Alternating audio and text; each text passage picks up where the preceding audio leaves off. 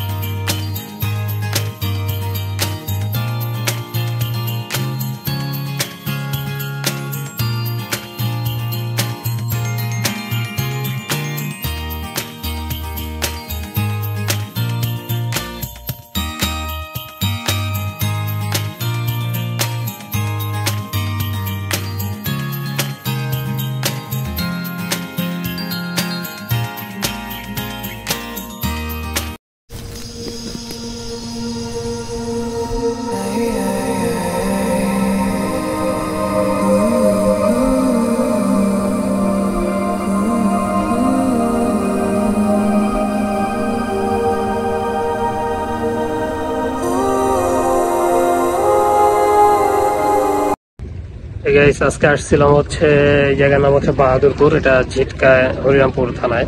তো এখানে ভালোই মজা করতেছি নদীর পাড়ে, পিছনে পুরো বিশাল প্রশস্ত পদ্মা, আসলে চমৎকার লাগতেছে পদ্মাটা দেখতে। এখন মোটামুটি বিকেল সন্ধ্যা হয়ে গেছে, তো আমরা এখানে আসছিলাম ঘুরতে। আরো বন্ধু বান্ধব আছে, ওরা ওইদিকে আড্ডা মারতেছে আর কি। তো চলেন আমরা একটু দেখি নদীর প্রকৃতি আপনাদের সাথে শেয়ার করি।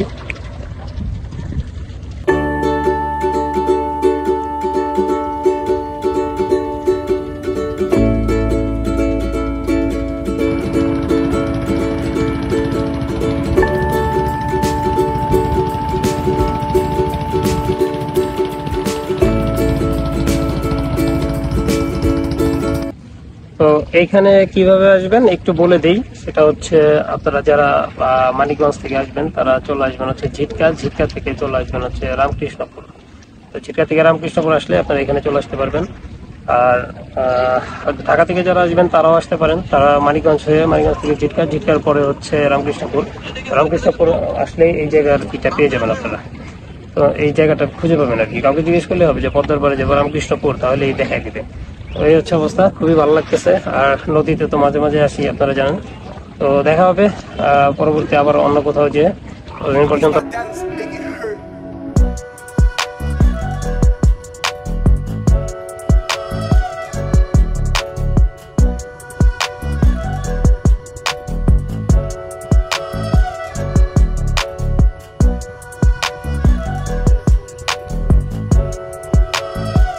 তো পিছনে হচ্ছে সুবিশাল পদ্মা, আর নদী তো বরাবরই টানে, খুবই ভালো লাগে নদীতে আসতে। তো আমরা আছি এখন হচ্ছে রামকৃষ্ণপুর, এটা হচ্ছে ঝিটকা থেকে আসতে হয়। তো যে কেউ মানিকগঞ্জ আসলে মানিকগঞ্জ থেকে ঝিটকা এবং ঝিটকা থেকে রামকৃষ্ণপুর খুবই সহজ রাস্তা এবং ভালো রাস্তা। আপনারা খুব চাইলে সহজেই চলে আসতে পারেন, কম খরচে ঘুরতে পারেন এই জায়গাটাতে। জায়গাটা চমৎকার, আসলেই চমৎকার। তো এখানে অনেকক্ষণ ছিলাম, ভিডিও করলাম, ভালো লাগলো চারপাশের প্রকৃতি। আর নতুন আবার কোথাও গেলে আবার ভিডিও করব, আবার আপনাদের সাথে দেখা হবে। আর ভিডিওটা কেমন লাগলো অবশ্যই কমেন্ট করে জানাবেন। চ্যানেল নতুন হলে সাবস্ক্রাইব করে দিবেন, নোটিফিকেশন অন করে দিবেন, তাহলে আমার ভিডিওগুলো আপলোড করা মাত্র আপনাদের কাছে পৌঁছে যাবে।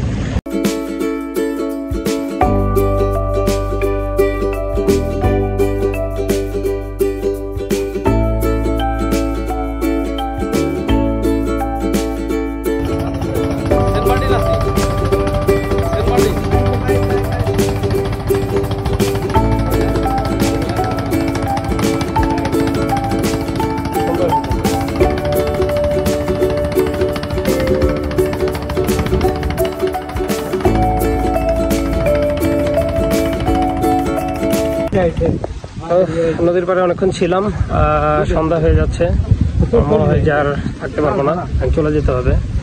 ভালো থাকবেন সবাই, দেখা হবে নতুন কোনো ভিডিওতে।